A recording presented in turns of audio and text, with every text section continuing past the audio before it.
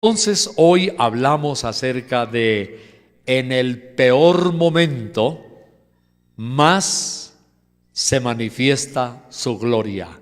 En el peor momento más se manifiesta su gloria. Y mire que es verdad, hay gente que en situaciones apremiantes, cuando la tragedia estaba a las puertas, ahí nomás, un accidente terrible, cualquier cosa así, y de pronto aparece providencialmente una situación creada por Dios, establecida por Dios, para glorificarse en medio de la peor crisis, de la peor situación. Esa es la clase de Dios que tenemos. Entonces, en el peor momento, más se manifiesta su gloria. Y tenemos unos breves textos de la palabra de Dios que nos van a ayudar, que nos van a bendecir.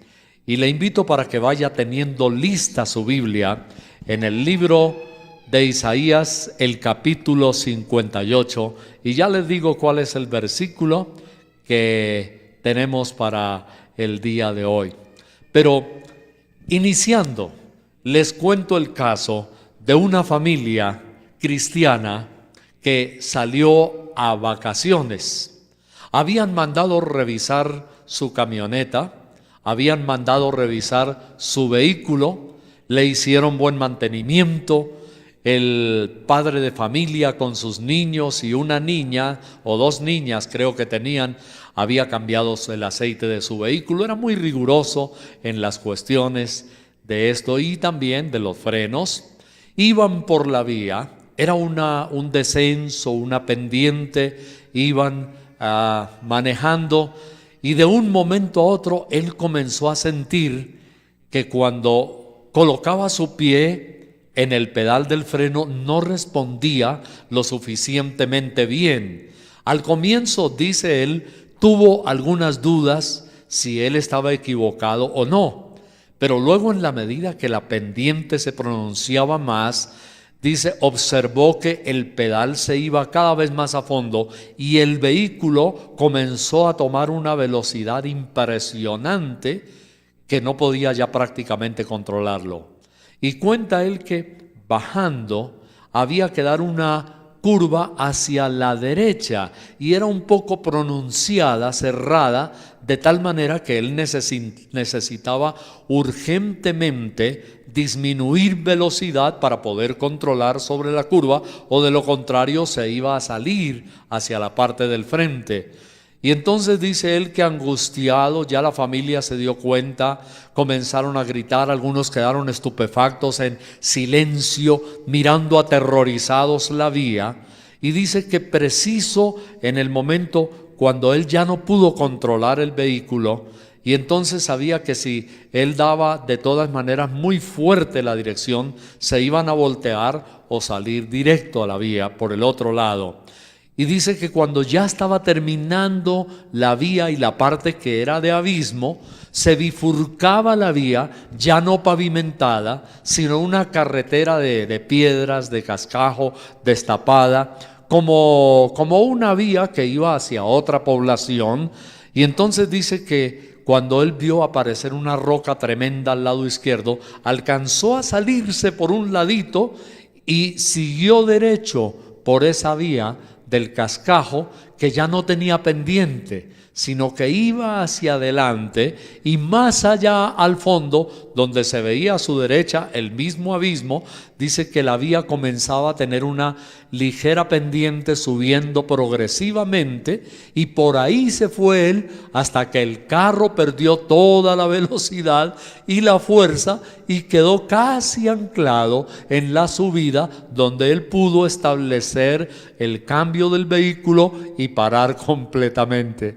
Y dice, en el peor momento, en la crisis más terrible, cuando vi que nos íbamos a matar, providencialmente apareció esa bifurcación y esa otra vía que en lugar de seguir hacia el lado derecho donde seguía descendiendo, había todo lo contrario, por el lado una vía que subía un poquito hasta el fondo, y dice, dimos gracias a Dios.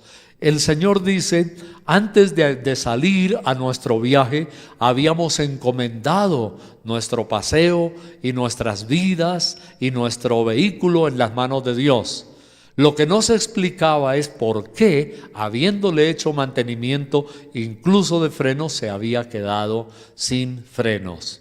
Cuando él revisó, dice, se dio cuenta que habían dejado una de las mangueras un poco floja y la tuerca había ido cediendo al punto que aquella terminal donde se ponía contra la rueda se había salido y el líquido se había estado regando.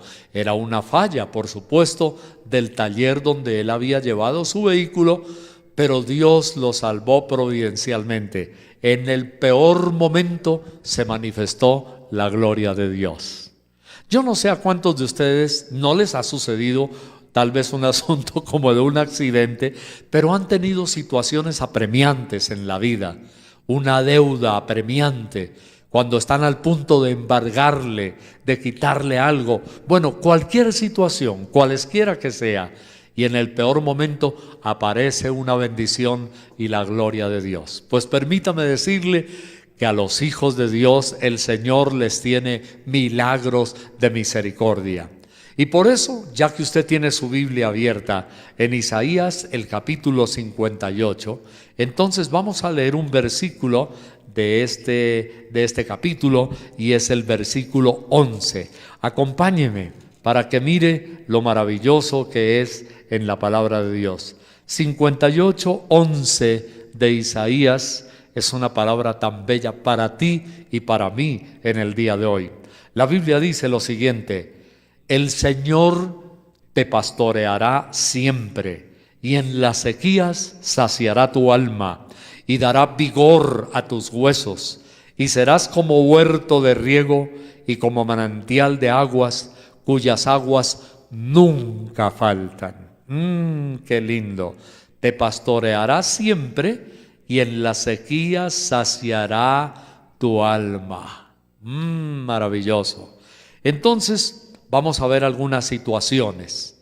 La primera, alguna persona puede llegar a sentirse abandonado o abandonada por Dios, pero cuando Él dice siempre, ojalá si tiene un resaltador, marque su Biblia allí o póngale una liniecita por abajo a esa palabra siempre. El Señor te pastoreará siempre. Entonces, nuestro primer punto de hoy es: Dios nos cuida siempre. Dios te cuida siempre. Él te pastoreará siempre. ¿De qué nos habla esto?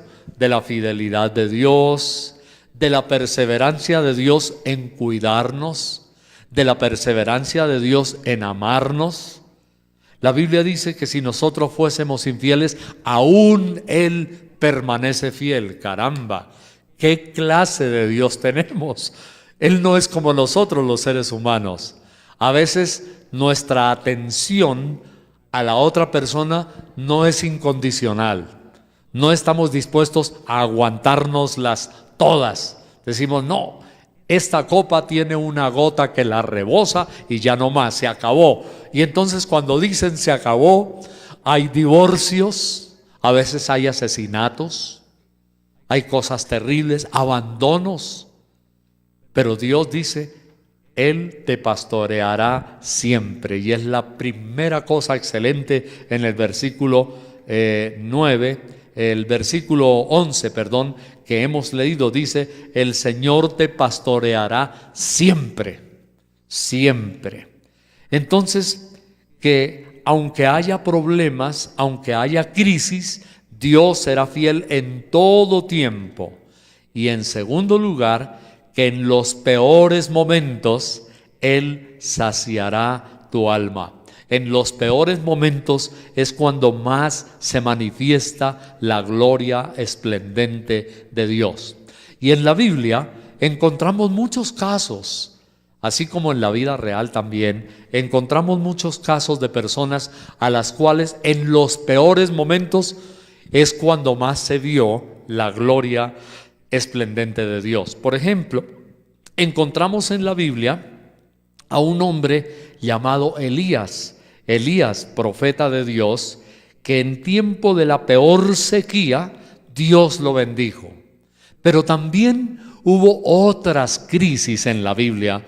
Por ejemplo, el Señor nos habla de un hombre llamado Isaac, y en Génesis 26, no quite su mano de Isaías, pero vamos a Génesis, el capítulo 26, un momentico, y vamos a ver la fidelidad de Dios con este hombre Isaac en el peor momento que hubo en aquel entonces. Capítulo 26 de Génesis, leamos primero el versículo 1, dice: después hubo hambre en la tierra, además de la primera hambre que hubo en los días de Abraham, y se fue Isaac a Abimelech, rey de los filisteos, en Gerar. Aquí presentamos el cuadro.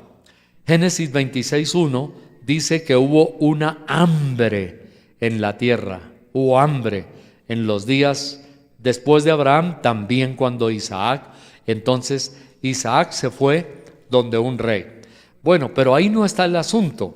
El asunto se encuentra, la clave y la bendición es que ya leímos que hubo hambre en la tierra. Ahora, Isaac era un hijo obediente a Dios. ¿Qué hizo Dios con Isaac? Versículo 12 de Génesis 26. La Biblia dice: y sembró Isaac en aquella tierra, en la tierra donde había hambre, donde había sequía, donde no daban un peso por esa tierra. Sembró en aquella tierra y cosechó aquel año 100 por 1, y le bendijo Dios. Y le bendijo Dios. Cosechó. Yo alguna vez conté, y me fascina decirlo porque lástima que de esa época no tenga prácticamente ninguna foto, pero eran los años 60, 67. Yo estaba estudiando en mi seminario bíblico.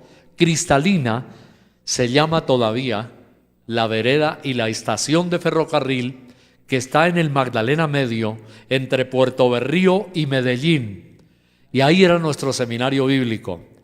Todas las haciendas alrededor del seminario bíblico eran tierras inútiles.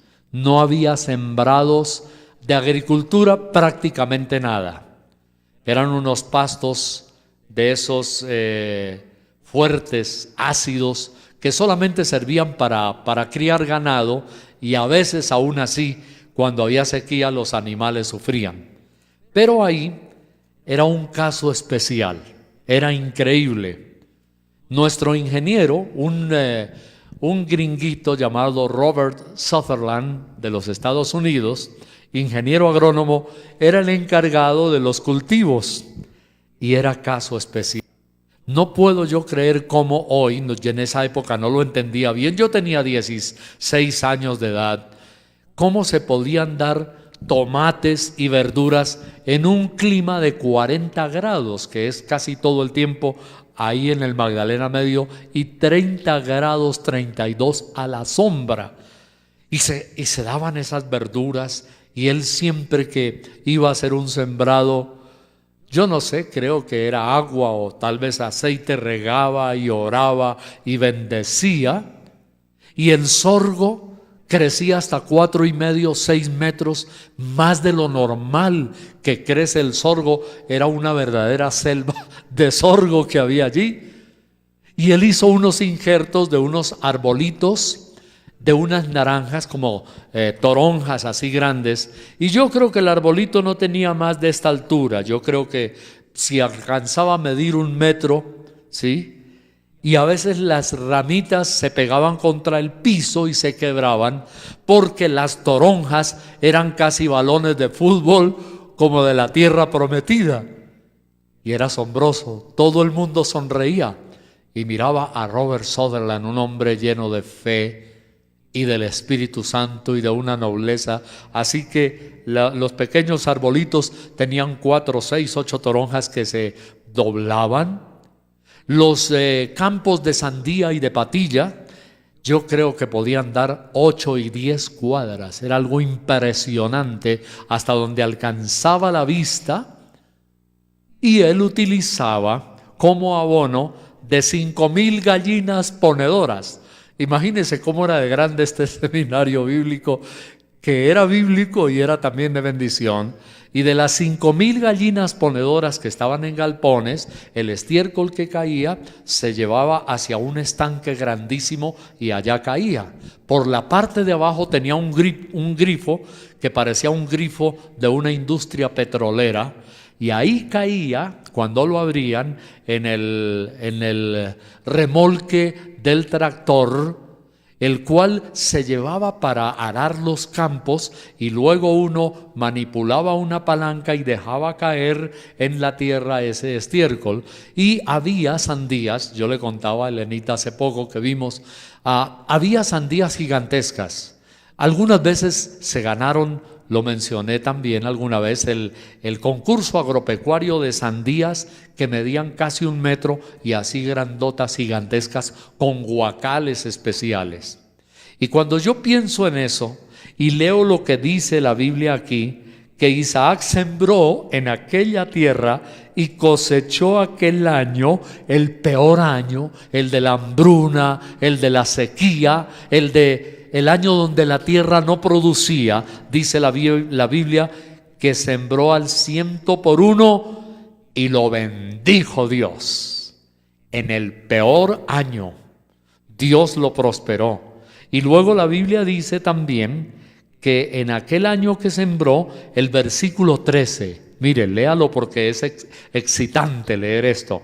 Génesis 26:13 dice: el varón se enriqueció y fue prosperado y se engrandeció hasta hacerse muy poderoso. ¡Uy, qué tremendo! Se engrandeció hasta hacerse muy poderoso. Así fue la vida de Isaac en el peor año. Por eso nuestro título hoy: en la peor crisis más se manifiesta su gloria. Esperemos bendición cuando hay problemas. Esta mañana en nuestro devocional, en el Facebook de nuestra página Plenitud, coloqué un versículo allí de Job, donde dice que en los postreros años, en los últimos años de su vida, de una persona que le ha servido a Dios, del que le sirve, dice la Biblia que los últimos años de esas personas serán de generosa bendición, de reposo, de mucha prosperidad, dice la Biblia. Serán de mucha prosperidad y de regocijo. Oh, qué lindo esto. Acuérdense que hace unos meses predicábamos que una de las épocas de la vida del ser humano donde más la gente se deprime, y encontraron que la primera causa de suicidio entre los ancianos, la primera causa de suicidio es por la incertidumbre económica y la infelicidad de la soledad de sus últimos días. Primera causa de suicidio a nivel mundial entre las personas de la tercera edad o de la cuarta edad, de la edad dorada. Pero la Biblia dice que quien le sirve a Dios, sus últimos años, dice, serán dichosos y serán de mucho reposo y prosperidad. Bendito sea el Señor. Entre ellos hoy estoy encontrando a un hombre que predica, uno que conocí personalmente, primero en Colombia, por ahí en el año 60 y algo, y luego lo volví a encontrar en un congreso que él organizó en la ciudad de Ámsterdam, en Holanda. El famoso predicador Billy Graham, el año pasado cumplió en noviembre 96 años de edad. Todavía está vivo, sirviéndole al Señor. Hace poco vi una galería hermosa de fotos a blanco y negro de su vida y especialmente con su esposa. Este año en noviembre, si Dios no lo ha llevado antes, él cumplirá 97 años de edad. Pero hay que ver ese rostro tan sereno, tan dulce, que, entre comillas, transpira la pureza de Dios. Se le ve una dulzura, como prácticamente toda su vida, y a pesar de sus 96 y ya casi 97, todavía escribe, todavía, aunque su hijo Franklin es el que más se ha encargado de la asociación evangelística, pero Billy Graham es un hombre lleno de reposo, de tranquilidad y de vida. Entonces alguien dice, esa es la vida que nos merecemos. Sírvale al Señor, ame a Dios. Y en las peores crisis, aún en las peores, Dios le dará a usted la bendición. Esta mañana me preguntaba Elenita, cuando sonó el teléfono y oré por una persona ahí en el teléfono, ¿quién llamó? Y yo le dije, una señora que oía nuestro programa radial y estaba pidiéndome oración porque había estado hospitalizada semanas y semanas en la clínica por terribles problemas gástricos, acidez, reflujos y problemas digestivos. Pobre mujer. Y luego, aparte de eso, problemas respiratorios a nivel de los bronquios, de los alvéolos pulmonares, deficiencia respiratoria. Y entonces me dijo que estaba ya en la casa y le habían ordenado tener una bala de oxígeno para poder mantenerse bien. Pero lo que más me dolió es contarme, y entonces entendí en gran parte por qué su enfermedad. Me dijo que tenía hijos que no veían por ella. Parece que aguanta hambre esta pobre mujer. Me pidió oración por un nietecito también de 22 años de edad, pero me dijo que los hijos no ven casi por ella y tiene deudas. Y en la clínica, en la EPS, en el sistema de salud donde ella está afiliada, me dijo, ahora me están cobrando ya 2 tanques de oxígeno, 2 de esas dosis, cada una, me dijo, a 380,000 pesos, porque no tuve con qué pagar la cuota del médico de los 2 últimos meses. Y como me agarró la enfermedad, me dice, como me agarró la enfermedad, sin haber pagado los 2 últimos meses de salud, me están cobrando las 2 balas de oxígeno a 380,000 pesos cada una. Pobre mujer, casi 1,000,000 de pesos solita, pero lo peor de todo, tiene hijos y los hijos no la atienden, no le dan su platica.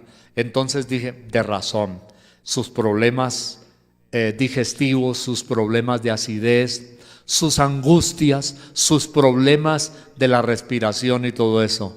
Y dije, oh Dios, no puede suceder que haya hijos tan indolentes que abandonen a una madre, a una mujer, en esa forma, de una manera tan triste, tan terrible, que la abandonen y tenga que pagar 380,000 pesos por cada porción de oxígeno, sencillamente porque no quieren. Entonces, cuando la Biblia dice que la edad nuestra posterior debe ser una edad que, si le hemos amado a Dios, debe ser una edad de reposo y de dicha. Así tiene que ser. Entonces, mis amados, la gloria esplendente de Dios se manifiesta en los peores momentos. Y dice la Biblia cómo Dios sació a Elías, bendijo a Isaac en la peor hambruna, y se cumplió lo que leímos en Isaías 58:11. El Señor te pastoreará siempre. Pastorear significa apacentar, significa consentir, arrullar. Pastorear significa cuidar. Y Dios tiene promesa aquí y dice que el Señor te pastoreará siempre y en las sequías saciará tu alma. No olvidemos entonces, pastorear es arrullar, consentir, acariciar, cuidar. El Señor tiene lo mejor en los peores momentos para nosotros. Y vamos a mirar también otro pasaje que nos va a ayudar muchísimo. Está en Lucas 12. Son 2 versículos nada más. Lucas, el capítulo 12, y podemos leer ahí los versículos 22 y el 24. Lucas, capítulo 12, y los versículos 22 y 24. Miren lo que dice la Biblia. Dijo luego a sus discípulos, ¿quién? Jesús. Por tanto os digo, no os afanéis por vuestra vida, qué comeréis, ni por el cuerpo, qué vestiréis. Y el 24 dice, considerad los cuervos que ni siembran, ni siegan, que ni tienen despensa, ni granero, y Dios los alimenta. ¿No valéis vosotros mucho más que las aves? Increíble. Ahí dice de los cuervos, no siembran, no siegan, no trabajan, el Padre Celestial las alimenta, no compran graneros, no compran despensas, no compran cocina integral llena de cajones para guardar comida, y el Padre Celestial las alimenta. Dios en el día a día quiere que nosotros aprendamos a no tener angustia y temor. Alguien me dice, pastor, tal vez usted no ha pasado angustias y temores. Si la supieran. Yo veía a mi mamá, la abuelita, la viejita, trabajar y llegar cansada de su trabajo y traer cualquier cosita, a veces al grano al día para la comida. En otras ocasiones había para tener por varios días, pero hubo ocasiones que era el día a día, que llaman así. Y nunca el Señor nos faltó. Hubo momentos difíciles, pero nunca el Señor nos faltó. Hoy día, una de las cosas que más está matando a la gente, y especialmente, y qué curioso, a los jóvenes de hoy también, es la angustia, es el temor, es el pánico por las necesidades económicas, sobre las cuales el Señor dice que cuida a los pajaritos y que nosotros valemos más que los pajaritos. Si Dios cuida a los pajaritos tan insignificantes, dice, ustedes valen para mí mucho más que un pajarito. ¿Por qué se angustian? Yo los voy a cuidar. Somos preciosos, tú y yo somos preciosos a los ojos de Dios. Jeremías, por ejemplo, en alguna ocasión, el profeta de Dios, Jeremías, sintió que ya no podía más. Creo que hay gente que siente que ya no puede más. Algunos dicen, ya no puedo más con esta vida, ya no puedo más con esta situación económica. Hay hijos, niños que dicen, ya no puedo más con este papá o esta mamá. Hace poco estuve mirando en el Facebook, mandaron el caso de una señora como de unos 25, 27 años de edad, dándole una tremenda paliza a un niñito de año y medio metido en un barril lleno de agua y echándole agua y golpeándole en la carita y en sus oídos con un trapo grueso mojado, y luego cogiendo una olla y dándole con todas sus fuerzas en la cabeza, y luego cogiendo la olla y metiéndola en el mismo barril donde estaba el bebé y echándole agua hasta que lo dejaba ahogado, que casi no podía respirar. Y yo dije, Señor, me partió el alma, me partió el corazón. ¿Cómo puede haber tanta crueldad en nuestro mundo? Y el bebé, como de año y medio, apenas alcanzaba a balbucear y medio se le entendía algo que decía, yo no vi, yo no lo hice, yo no vi. No sabía casi ni hablar el niño. Pero qué paliza tan terrible la que esta mujer le estaba dando. Y uno dice, Señor, cuánta gente de violenta con sus criaturitas indefensas. Es algo realmente terrible y espantoso. Había que ver y oír el llanto de ese niño, cómo se quejaba. Era ya una queja como deseando morirse. Uno no puede creer que haya gente tan cruel y tan despiadada, y que no sepa que para Dios nosotros valemos mucho más que los pajarillos. Para Dios somos criaturitas amadas, arrulladas, pastoreadas, consentidas. Y así, bueno, Jeremías se sintió que desfallecía, que no podía más. Y entonces en ese momento Dios se le reveló y Jeremías vio a Dios ya en su propia dimensión y exclamó, mas el Señor está conmigo. Se dio cuenta que Dios estaba con él. Es que lo habían azotado a Jeremías, Lo habían metido en un pozo de lodo y cieno, dice la Biblia, y cuando se estaba muriendo lo arrancaban con sábanas, con lazos de sus axilas, y le daban otra paliza para volverlo a meter al pozo, y Jeremías ya no podía más.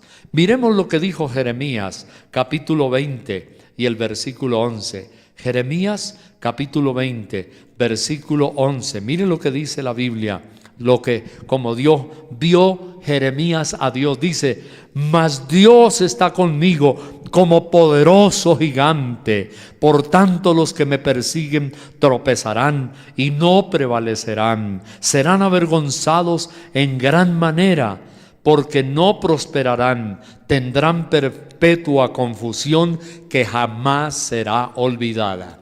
El que se mete con un hijo de Dios dice que toca a la niña de sus ojos. La Biblia también dice que estamos grabados, esculpidos nuestros nombres en las manos de Dios, como en una escultura. Entonces, el que se mete con un hijo de Dios tendrá que vérselas con Dios mismo. Así vio Jeremías, gritó y dijo: el Señor está conmigo, ya lo vi, está sobre mí como poderoso gigante. Vamos concluyendo hoy.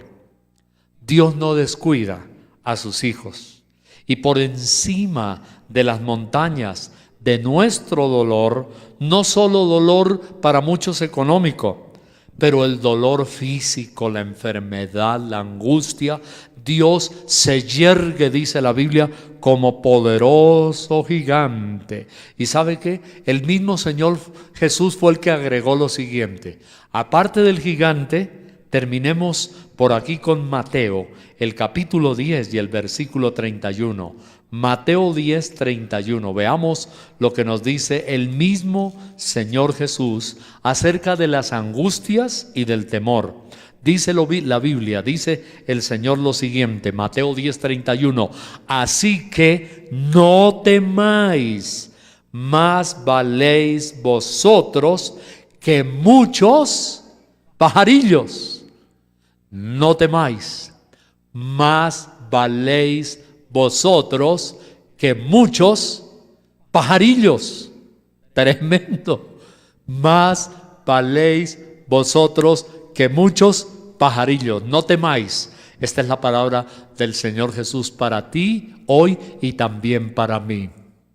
Yo estaba niño, tenía tal vez unos 10 años de edad, creo, por ahí más o menos. Mi mamá estaba trabajando en la sección química de desmanche de una famosa lavandería que hubo en Bogotá. Creo que ya no existe, se llamó La Imperial, era una de las más famosas. El dueño era, creo que, un judío. El nombre de él me parece que todavía lo recuerdo. Se llamaba Jacob Fuhrman o Jacobo Fuhrman. Era un judío como de origen alemán o un alemán de origen judío más bien. Jacobo Fuhrman. Y cuando ella me llevó algunas veces para mirar su trabajo, me mostró un aparato que en esa época el sistema no era tan moderno como el de ahora. Había una caldera, se llamaba caldera, y era como un vagón de ferrocarril así, redonda. La caldera era larga, era de hierro rústico, hierro negro, y tenía unos manómetros, unos relojes que marcaban la presión y marcaban la temperatura. Bueno, yo no sé qué más marcaba, pero tengo entendido que marcaba la temperatura y marcaba la presión de la caldera. Y entonces una tarde mi mamá llegó a casa y venía muy conmovida. Ella estaba llorando. Yo le dije: ¿qué pasó, mami? ¿Te duele algo? ¿Qué ha sucedido? Y me dice: mijito, Dios hizo un milagro esta tarde. Dios hizo un milagro en la empresa donde trabajo. Y le dije: ¿qué pasó? Y me dice: no, imagínate que se salió de control la caldera y se incendió. Y empezaron unas llamas terribles por un tubo a subir. Y entonces creo que habían abierto una compuerta, no le entendí bien, algo así. Y que las llamas salían furiosas y que el manómetro se reventó, salió al otro lado.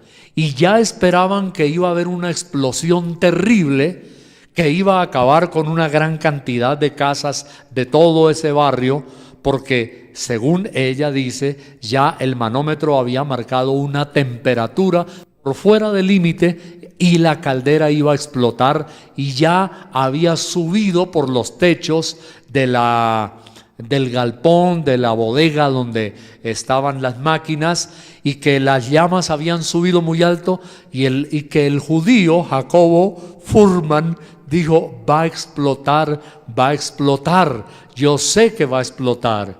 Y entonces ordenó que todo el mundo saliera corriendo para la calle.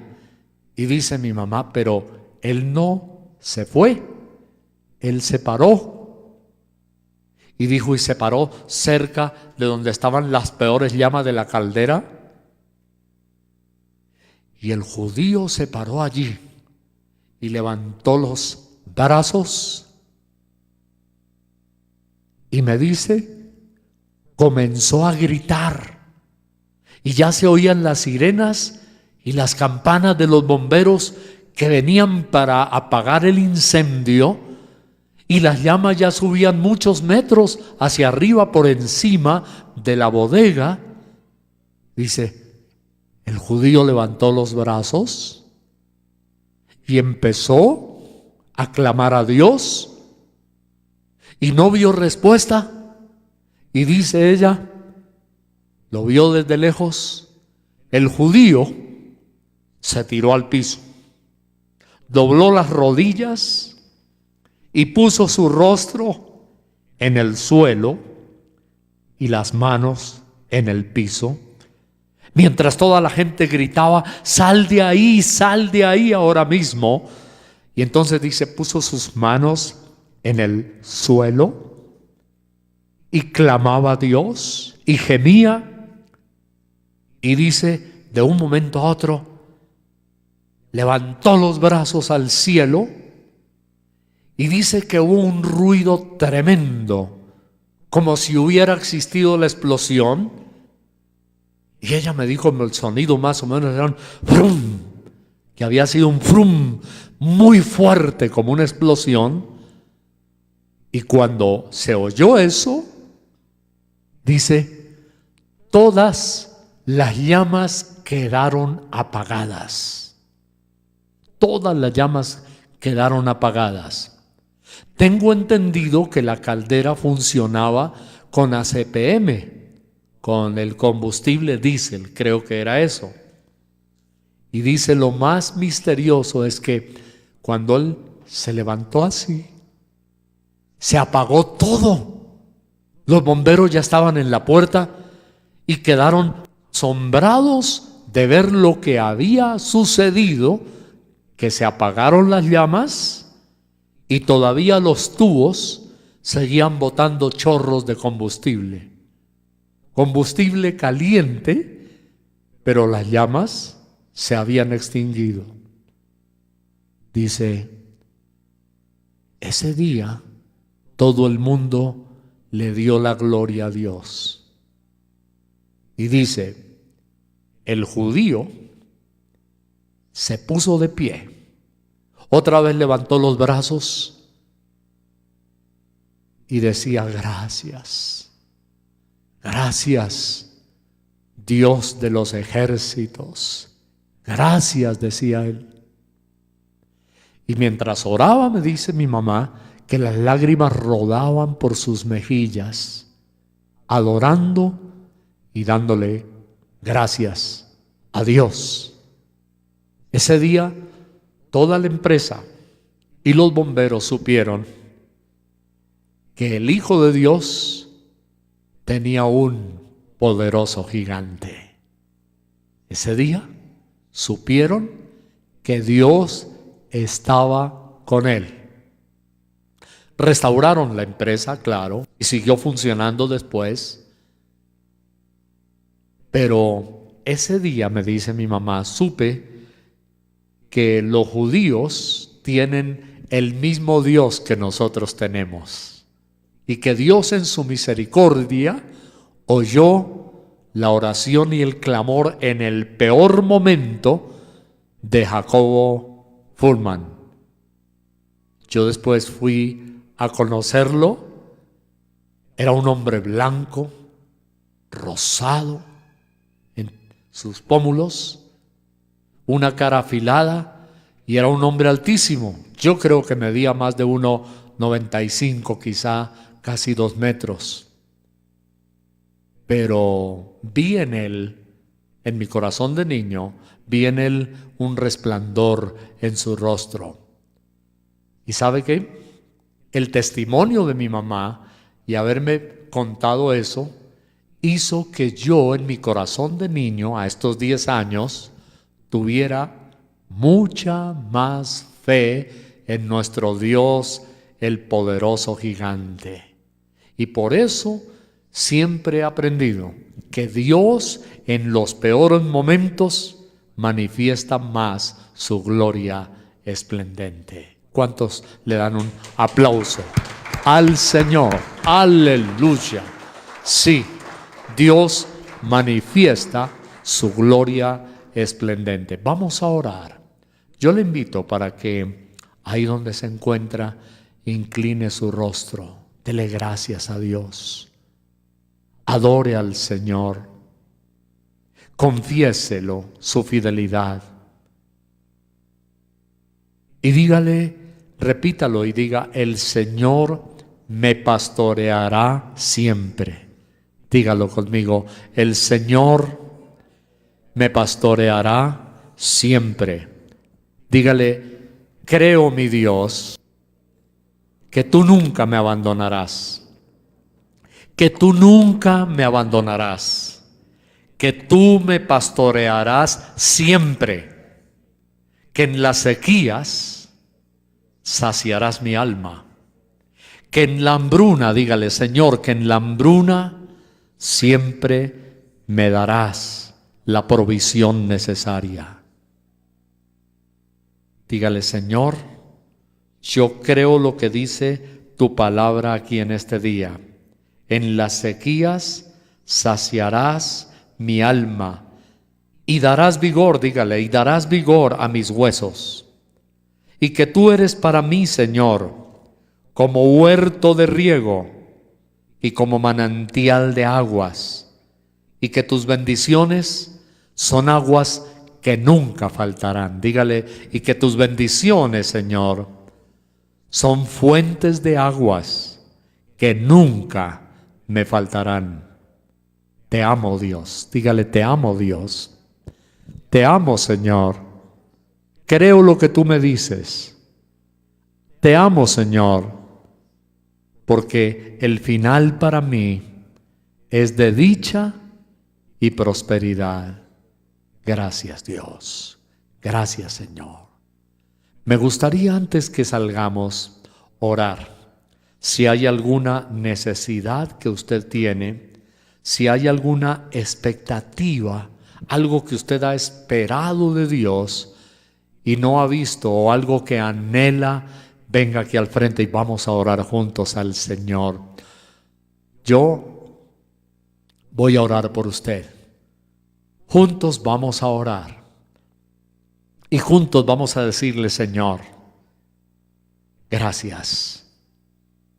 Dile: gracias, Señor, porque en los peores momentos es cuando más manifiestas tu gloria. Gracias. Dile: Señor, gracias. Yo espero tu bendición.